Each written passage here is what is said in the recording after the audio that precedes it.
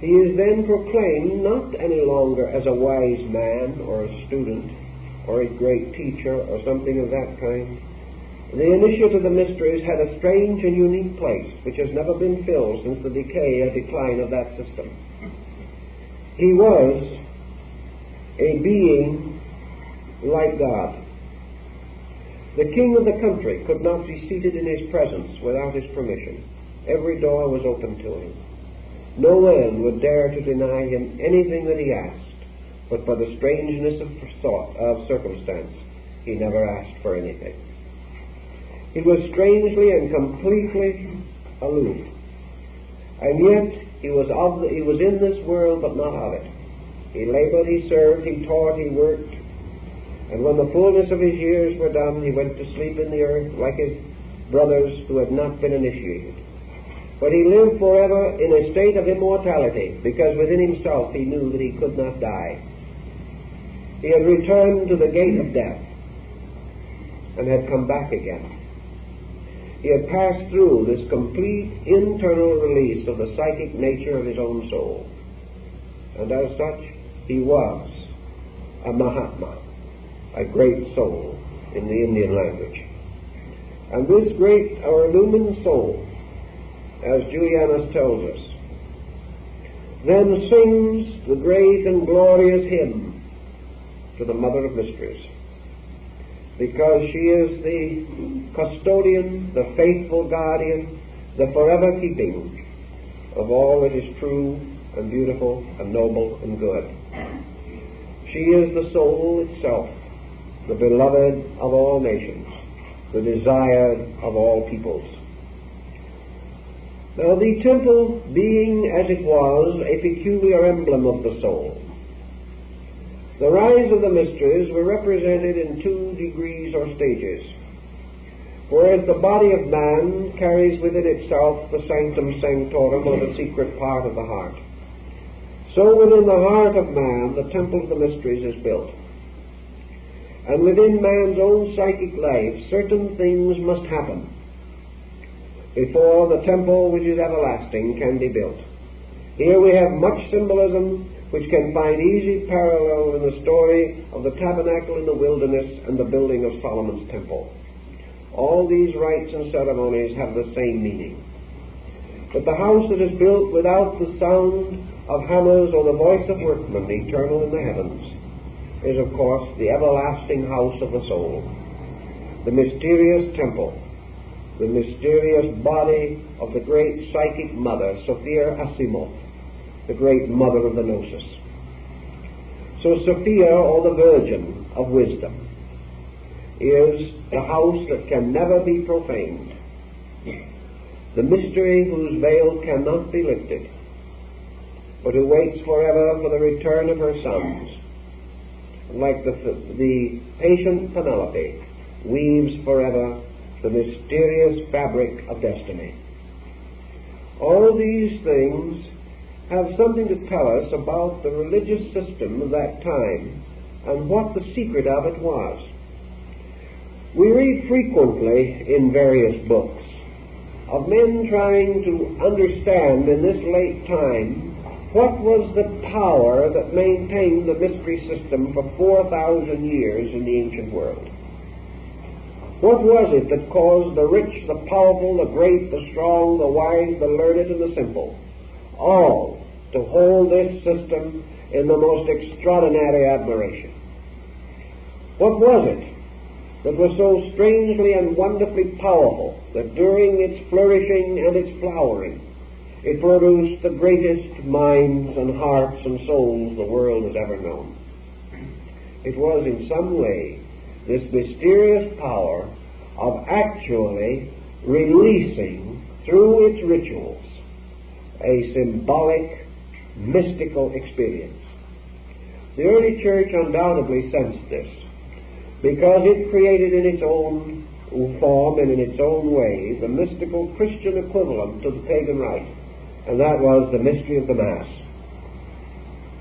The Mass was originally a mystical ceremony intended to convey certain parts of the old ritual, For the Mass as we know it, particularly the ceremony of the Eucharist, goes far back in Egypt and into the Dionysiac rites of Greece. But in some mysterious way, the Mass did not attain or achieve the purpose which was exemplified in the pagan ritual. That the Mass produced a very deep and profound sense of sublimity cannot be questioned. That a high Mass at St. Peter's today is one of the most tremendous religious experiences that man can pass through cannot be doubted. We know these things to be true. And yet in some way, this ceremonial, this tremendous pageantry did not and does not accomplish what the ancient rituals did accomplish. What then was the essential difference? Julian says very simply one thing, and this is the basis of his great argument against the Christians. Julian says that the difference lay in the disciplinatory rites. In other words, Julian says in his arguments that the criers of the pagan mysteries, or those who called the neophytes to their labors, said, let only the pure of heart enter here. Let only the dedicated come. Let only those who in themselves had achieved and attained be permitted to mingle in this sacred throng. The idea or principle being that in these ancient rites, religion or the religious experience was not bestowed, it was earned. This perhaps does have a large bearing on it. Perhaps Julian, who knew both and had experienced both, was in a better position to say than we are today because we cannot experience both. But Julian's opinion was definitely that before the individual can have this experience occur within himself, he must have attained to a certain level of merit. Plato and Pythagoras required certain prerequisites to admission into their sacred schools. Perhaps these prerequisites were to a degree symbolical, for we know that Pythagoras initiated his own slaves, and it is not likely that these slaves possessed the literal prerequisites which he required. But somewhere in this was a symbolism which had to do with merit or the earning of the right of acceptance into the state religion. So Julian says that the great difference lay in that the pagan required and demanded that those who sought truth make in themselves a proving of their own merit or their own sincerity, and that they might not enter the sanctuary except with clean hands and an upright heart. He says that the God of the mysteries was not saving the sinners, but was rewarding the just. Now this makes a peculiar difference in the psychology involved. And he was turned from his Christian baptism essentially by this particular circumstance, that he believed firmly that the individual who sought the consolation of God must bring something with him and not merely accept. Not pray for what he wants and continue to live the way he pleases. Not to hope for good things but do nothing in himself. Not to continue his common course of profane action and at the same time feel justified in claiming his participation in a religious mystery. That the merit system was at the end, at the source of all these things. Now it is quite possible that it is not possible or not realistic that the sacraments which are performed in the presence of persons who are themselves not consecrated can have the same type of result as those in which the person is duly and properly prepared for this experience. Another thing that is, of course, great of importance in this is that religion, under this system, the philosophic culture of religion, was a decision of the individual himself. Men were not born into faith. They did not join their faith because their friends did, or because their relatives were members, or because it was particularly suitable to the location in which they lived. These kinds of considerations played no part in the old mystery rites. The individual prepared himself for from 5 to 20 years of study, of self-control and discipline. Before he could approach the temple, he must bring from the community in which he lived proper credentials, proving that during this entire time he had been an outstanding citizen on the level of ethics, that he had performed no action that was contrary to the public good, that he was honest, intelligent, generous, kind, well integrated and well ordered, that he possessed courage and self-discipline, that he had proceeded in the gymnasium to attain certain scholastic levels, that he was in every way dedicated and had given his whole life to the search for truth. Only then was he considered eligible for participation in the great orgies of the blessed God. An orgy at that time had no such meaning as we ascribe to it today. It represented the great, strange, mysterious, and intoxicating pageantry of the soul, in which consciousness was picked up into an incredible exaltation and elevation of experience. So these things led Julian to feel and to believe that the mysteries of the Great Mother and of the Blessed Goddess were reserved for those who were true, and were reserved for the individual who was willing to sacrifice all else in the service of the Great Goddess. And until that decision was complete within consciousness, her rights could not be experienced because the soul itself was not ready. On a modern psychological level, I think we can begin to appreciate some of the possibilities of this, and can think of it in terms of a potential problem in psychotherapy. Today, we are confronted with the great need of man organizing, purifying, redeeming his own psychic content. We know that the average person is burdened with a variety of pressures, intensities, frustrations of any and all kinds, that he is incapable of the relaxation and integration of a well-ordered life. Book learning will not save him. Allegiance to organizations will not save him. The only thing that can save him is the reduction of his own psychic pressure.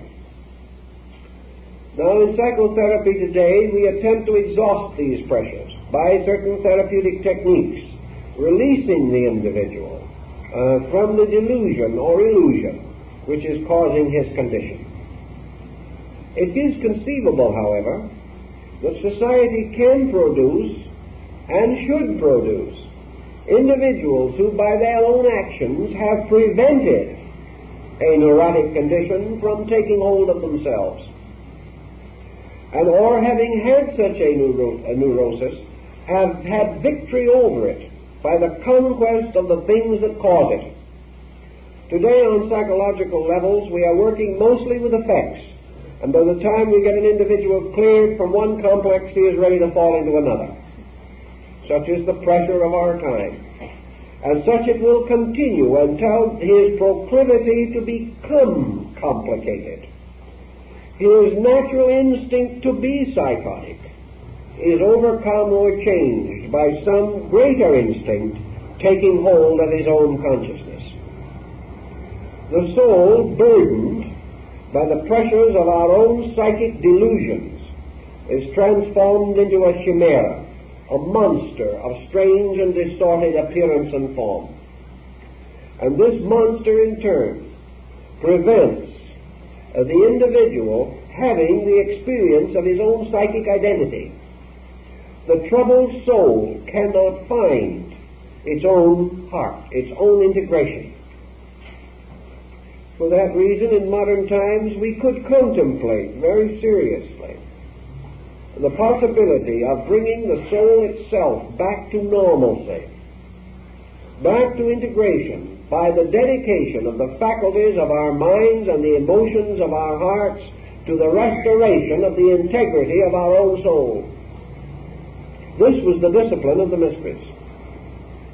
This is the one great part of knowledge that we have forgotten. And it is the failure to remember this that has brought the whole house of knowledge down about our ears. It is because the individual has forgotten that he can bring only himself to the house of the mysteries. And if that self is inadequate or improperly integrated, he finds not reality but illusion in the strange, dark, subterranean passageways of the secret house.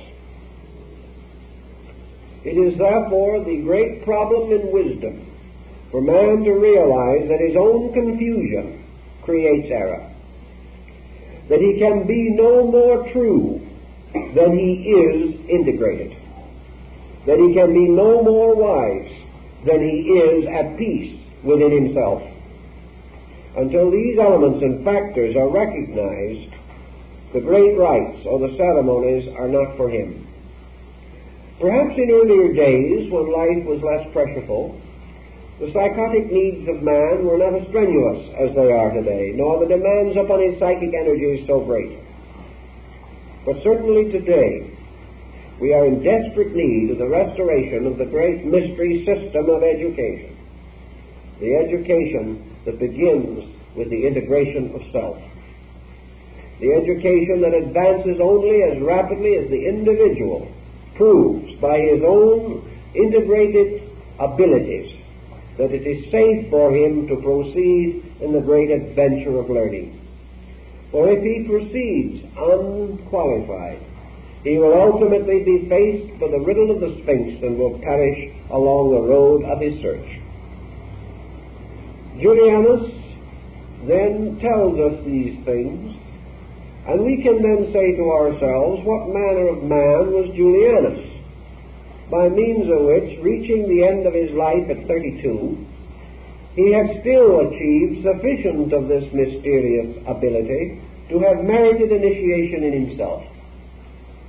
We may say Julianus wasn't perfect. How did he do it? Why did they accept him, a young man, with probably but inadequate resources, and certainly no maturity in his real philosophic life? There's an interesting thing that comes into this also.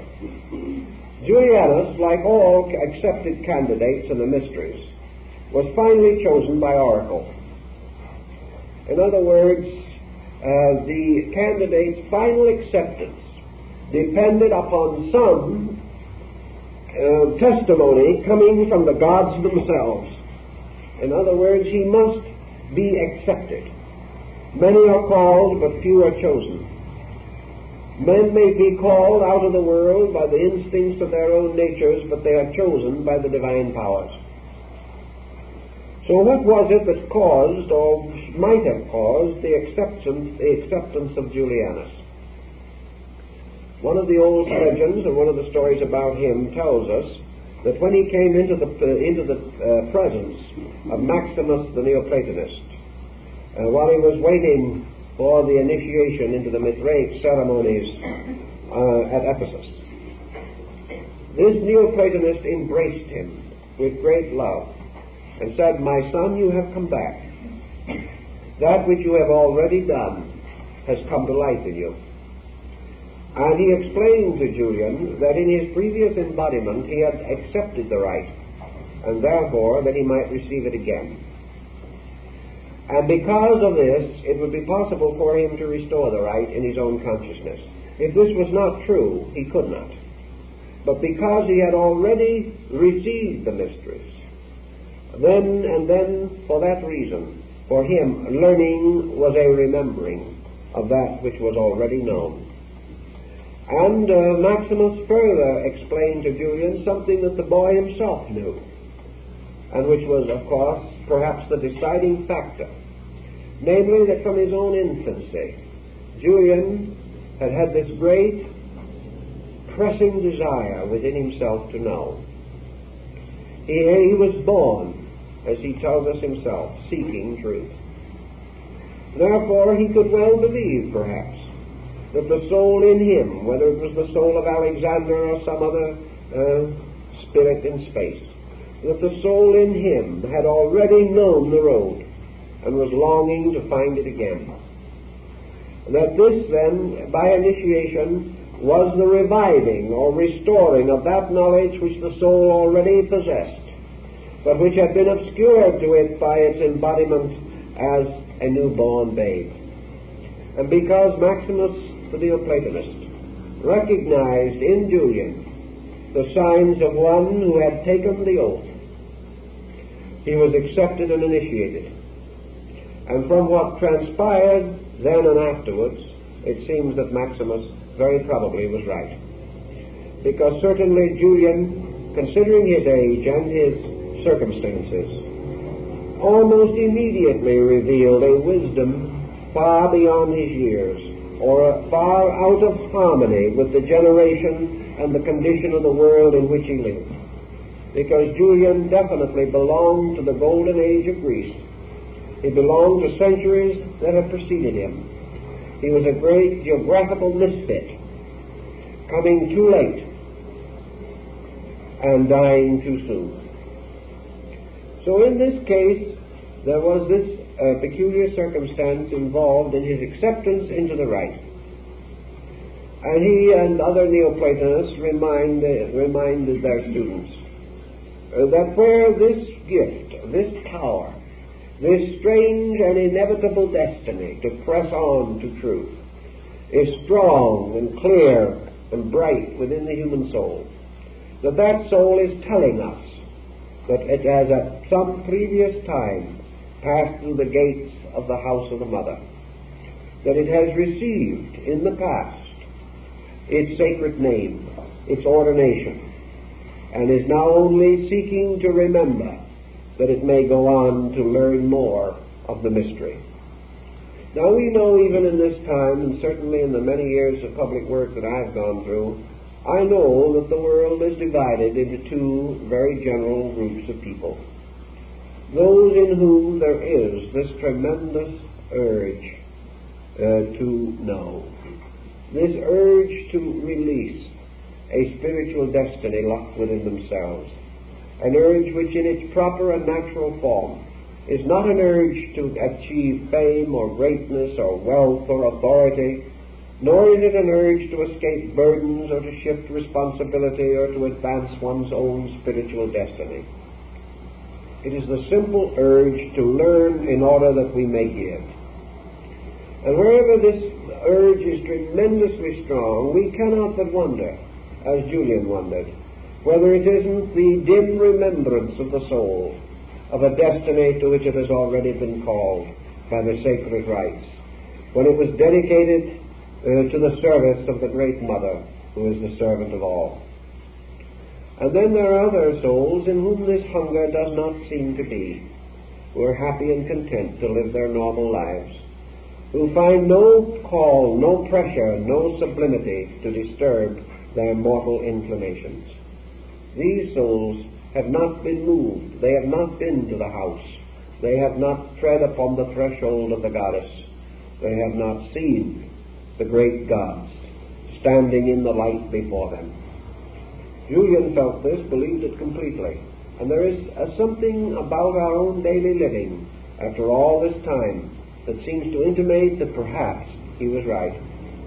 At least we have probably no better explanation. We see the same phenomenon within the structure of modern religion, where we find some who are by such nature devout, that they are completely led by a goodness in themselves, so that it would make no difference to what sect they belonged, they would still be good. And there are others that no matter to what sect they give allegiance are still not good. This difference seems to be something within the psyche. And to the Greeks it meant that in the psyche of the individual who had passed through the mysteries at some previous time was a record waiting to be awakened, that it could be awakened very quickly and very easily under the proper circumstances and pressures. So Julian was accepted, and apparently he received the full benefit of this strange rite and ritual. For he tells us much of his own longings and his dreamings and his hopings as he tries to unfold without unveiling the mysteries of the Great Mother. Also in this story, or in the orations of Julian, he divides the universe into two essential parts. He describes to us the rituals and mysteries of the sovereign Son. And the sovereign Son, of course, to him, was this visible symbol of the invisible power of eternal life. To him, the Son was the Father of all living, and the earth, the mysteries, was the mother of all living. And the union of the sun and moon and the mysterious alchemical experimentation produced the psychic homunculus, the mysterious creature of crystal, in whom the two great sets of energies converged, mingled, and produced from themselves the magnificent structure of the living soul. The Neoplatonists taught, for example, that there was spirit and body, and between these two, as a spider spinning its web, the mysterious interchange of energies and forces brought into creation a middle distance, which was the psychic nature. For the soul was the result of life moving upon matter, and matter rising gradually, impregnated with life and releasing life from itself. So the earth also was the womb of the mysteries, the Great Mother, and her temples were mostly beneath the earth as symbolic of their proper place and residence. And the Mother was impregnated with the power of the light, or the Father Spirit. And between this heaven and earth dominion wielding was fashioned the subtle fabric of the soul. Now Pythagoras and the others declare that a soul is properly called a form. Form and matter are not the same thing. All bodies are forms. All bodies are composed of matter. But there are forms of matter which are without bodies. And there are forms which are without spirits.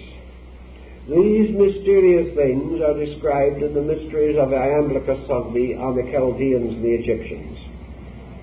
But what we are told in substance is that when matter is impregnated with life, when substance receives into itself the archetypal pattern of universal law, matter suddenly is brought into magnificent geometric arrangements. Matter is itself a form but formless. Life is unformed, but potential of form within itself.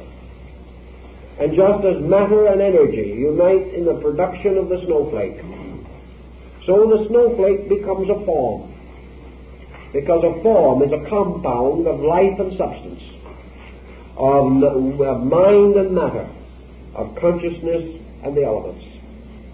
And the form, therefore, is body that has been fashioned from matter and designed by consciousness.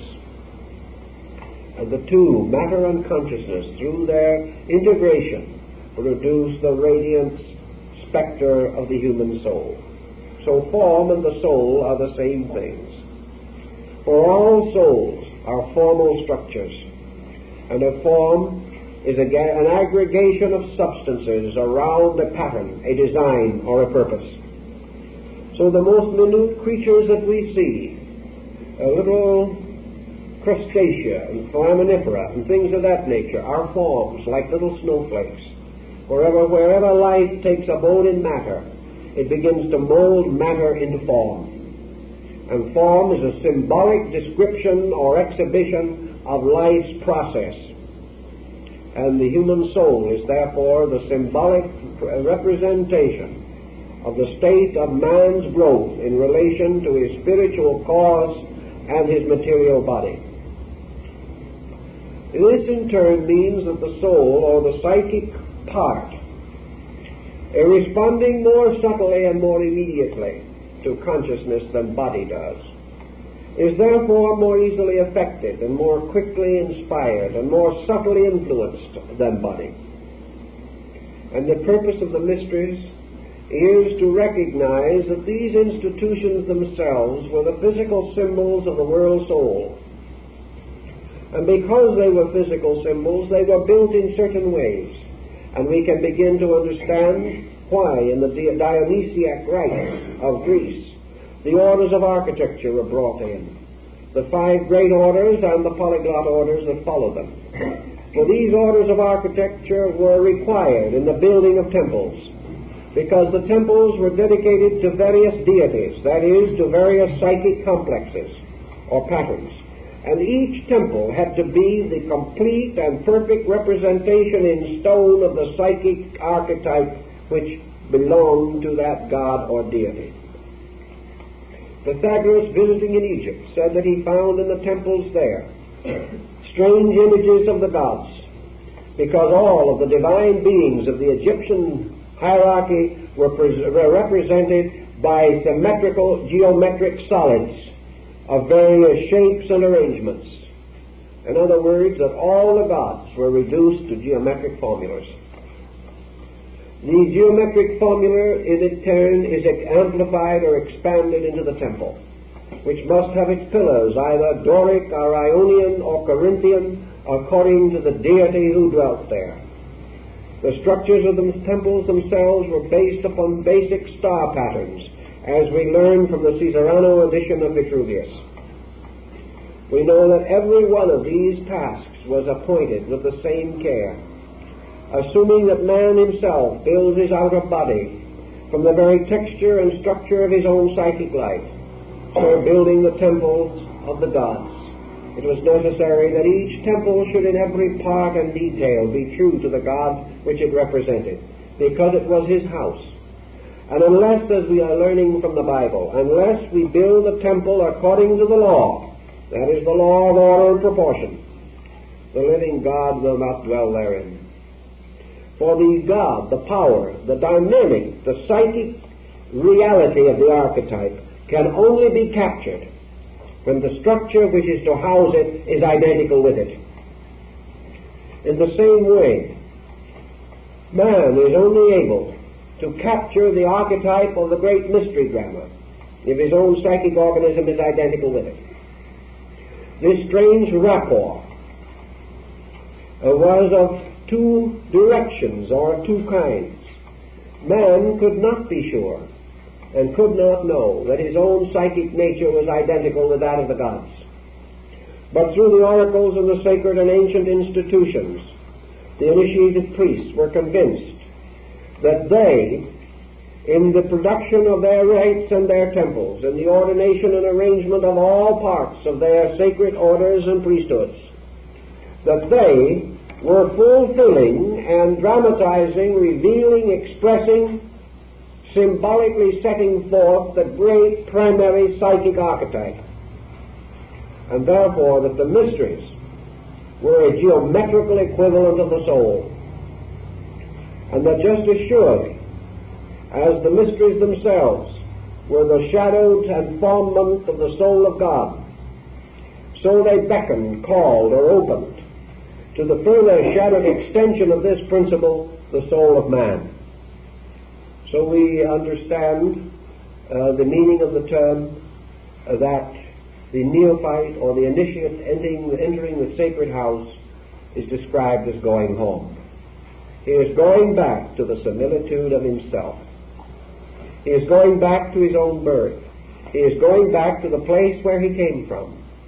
He is going back to the state or condition which was eternally his, the condition of the great archetype of psyche in space.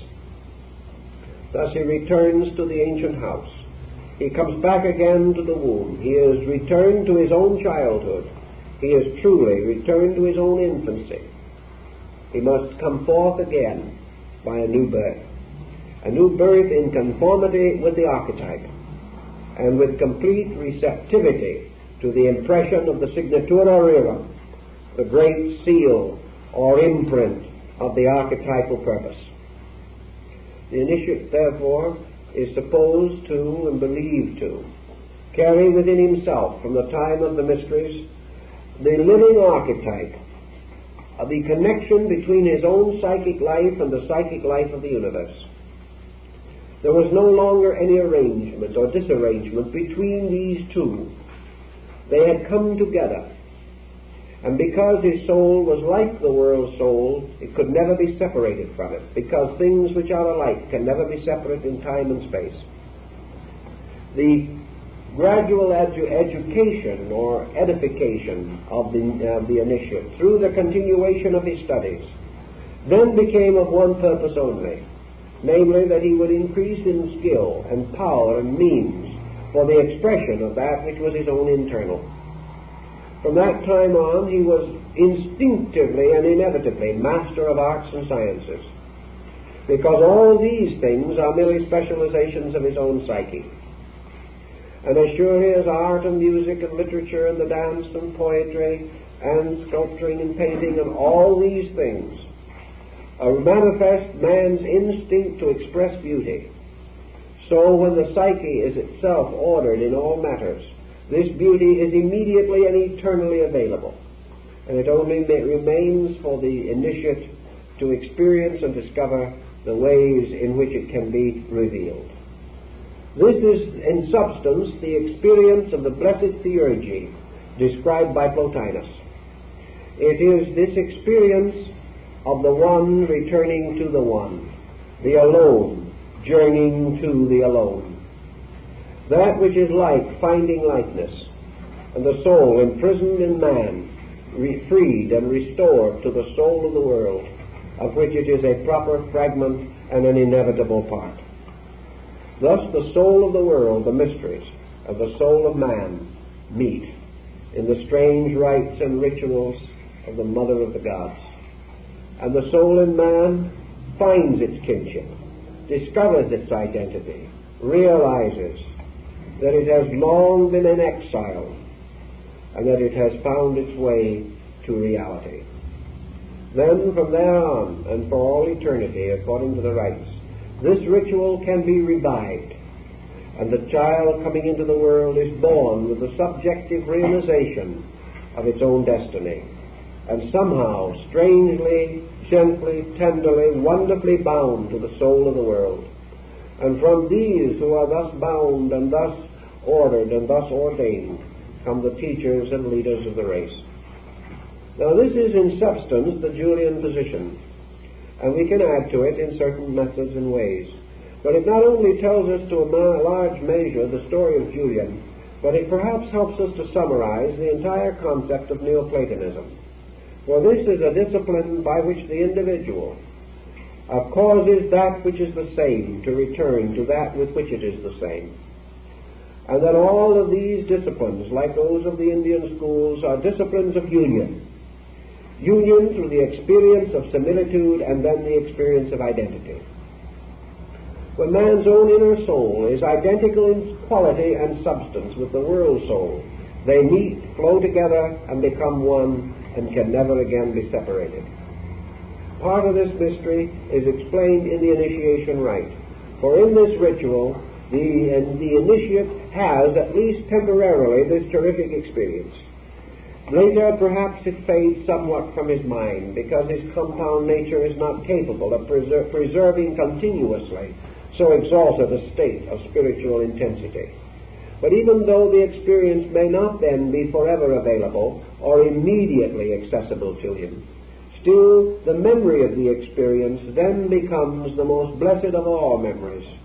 And it also becomes the memory of truth, or the memory of wisdom, the memory of health, the great good that cannot be forgotten, and which therefore is greater than the small evils and the uncertainties which can be forgotten. But nothing in the world, nothing that can happen to man, good or bad, can have the tremendous impact upon his spiritual life that the motion of the soul to the recognition of its union with the great archetype can have. Therefore, in the presence of this, all doubts, all fears, all negations have no opportunity of presenting and maintaining themselves. Thus, the initiate can never completely relapse. He can never forget. He can never fail to experience. He has known something. He has beheld the universe open around him and within him. He has come to know as realities things that other men can only believe or hope or wonder about. And having passed through the experience, he receives a strange and wonderful catharsis. And this experience of passing through, of actually participating in the rite, is the sacrament by which the benediction of the Spirit is bestowed. And in the presence of this benediction and under its tremendous influence, something happens in the psychic chemistry of the individual, and the soul can never be as sick again as it was before. It can never forget. It can never stagger away and die again in matter, because it has received the greatest impulse, the greatest transference of energy from the world soul that it is possible for it to have. It therefore blazes within the being and causes the being more and more to become its servant, until finally the initiate bows before this victorious and triumphant soul within himself and acknowledges himself to be its servant. And so Julian closes his thought or his wonderful dream pictures with his prayer of thankfulness to the Great Mother, to the world soul, which has made it possible for him to come to her as a child to its parent, and find in this security of the great psychic mystery of the initiation that strange and wonderful security that comes to the small child who returns to its parents' love and understanding. And Julian, as a small child, goes home to the mother, and in going home finds peace and security and serenity. Thus he completes or concludes his dream of this great drama. And I think we have considerable reason to believe from his thought and from the works of his contemporaries that Julian indeed had had this experience, that it sustained him magnificently through the trials of a short and tragic life. And we will hope with Julian that it will cause him to return again in due time with the memory of the greatness of this soul and the message and journey of the soul deep within himself, so that perhaps again in his day he can become enlightened, can revive the mystery, and continue his dedication to the service of the Mother of the Gods. Well, I think that is